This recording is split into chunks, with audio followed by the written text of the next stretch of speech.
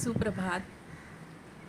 परमेश्वराच्या कृपेने मिळालेल्या नरदेहाचा त्यागही करू नये आणि त्याचा अहंकारही मानू नये.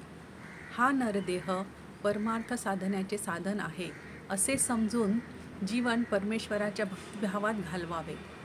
जसा भक्तिभाव वाढत जातो तसा देहामध्ये देव प्रकट होतो आणि असा देह भजनात तल्लीन होतो. तेव्हा सत्व, रज, तम गुण लयास जाऊ लागतात. असा भक्तिभाव धरावा की हा त्रिगुणात्मक देह नश्वर आहे असा भाव निर्माण व्हावा लागतो.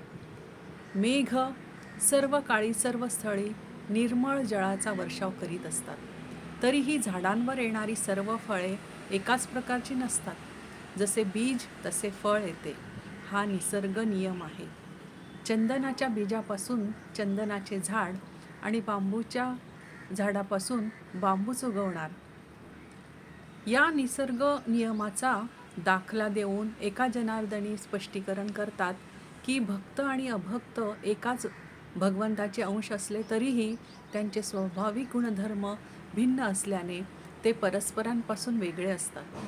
ज्या साधकांना स्वतःचे हित साधायचे असेल त्यांनी आपली नित्य नैमित्तिक कर्मे यथाकाल, यथाविधी, यथासांग पूर्ण करून स्वधर्माचे आचरण करावे. संत म्हणतात, कर्माच्या आचरणाने आपले चित्त शुद्ध होऊन नामस्मरणाने आत्मदर्शनाचा मार्ग मोकळा होतो.